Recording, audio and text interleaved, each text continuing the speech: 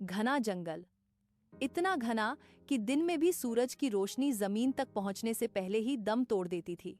हवा में सड़न की गंध थी, जैसे किसी पुराने पाप ने यहाँ हमेशा के लिए डेरा डाल लिया हो। इसी जंगल के बीचों बीच रहती थी एक औरत, अकेली, बिल्कुल अकेली। कोई उसका नाम नहीं जानता था।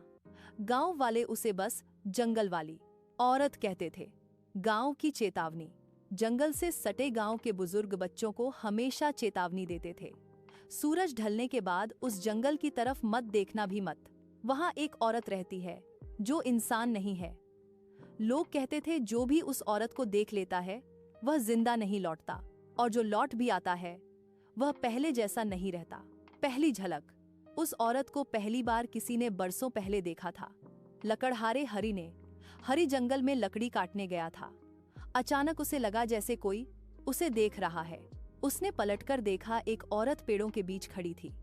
लंबे खुले बाल, सफेद चेहरा और आंखें, ऐसी आंखें मानो अंधेरे में जल रही हों। हरि की कुल्हाड़ी हाथ से गिर गई। वह औरत मुस्कुराई, लेकिन वह मुस्कान इंसानों वाली नहीं थी। हरि भागा, चिल्लाया और किसी तरह गांव पहुंचा। 3 दिन बाद उसकी लाश नदी में मिली। आंखें खुली हुई थीं और चेहरा डर से पत्थर बन चुका था। औरत की झोपड़ी, जंगल के सबसे गहरे हिस्से में एक पुरानी झोपड़ी थी, लकड़ी, हड्डियों और सूखे पत्तों से बनी। रात में वहां से अजीब आवाजें आती थीं, कभी किसी के रोने की, कभी हौंसने की, और कभी ऐसे लगता जैसे कोई जमीन खोद रहा हो। वहां कोई जानवर नहीं जाता था, यहाँ तक कि सांप भी उस जगह से दूर रहते थे। उस औरत का अतीत बहुत कम लोग जानते थे कि कभी वह औरत इंसान हुआ करती थी। उसका नाम था सावित्री। सावित्री एक सीधी सादी औरत थी। पति और एक छोटी सी बेटी के साथ गांव में रहती थी। लेकिन एक रात सब बदल गया। वह काली रात। उस रात गांव में तांत्रिक आया था। उसने कहा, इस जंगल में कुछ है जिसे बलि चाहिए।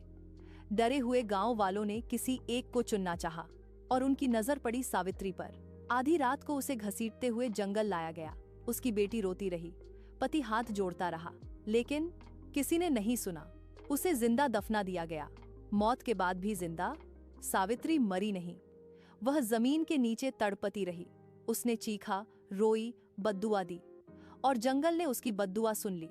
3 दिन बाद जिस जगह उसे दफनाया गया था वहां जमीन फट गई और सावित्री बाहर निकल आई। लेकिन अब वह इंसान नहीं थी, जंगल की आत्मा। उसकी आंखें लाल थीं, नाखून लोहे जैसे, आवाज में सैकड़ों आत्माओं की गूंज। जंगल ने उसे अपना लिया था और उसने कसम खाई, जो भी इस जंगल में आएगा वह मेरी भूख मिटाएगा। लोगों का गायब होना। उसके बाद जंगल में लोग गायब होने लगे। कोई लकड़हारा, कोई शिकारी, कोई यात्री। कभी उनकी लाश नहीं मिली, सिर्फ उनकी आवाजें जो रात में हवा के साथ गूंजती थीं। एक पत्रकार की जांच। कई साल बाद एक पत्रकार अर्जुन उस जंगल में गया। उसे डर पर यकीन नहीं था। रात को उसने कैमरा ऑन किया। अचानक झाड़ियों में हलचल हुई। एक औरत सामने आई। उसके पैर जमीन को छू नहीं रहे थे। उसने अर्जुन से कहा, तुम भी मुझे अकेला छोड़ने नहीं आए। कैमरा जमीन पर गिर गया। रिकॉर्डिंग वहीं खत्म हो गई। अर्जुन कभी वापस नहीं आया। आज भी वह औरत जंगल में रहती है, अकेली लेकिन भूखी।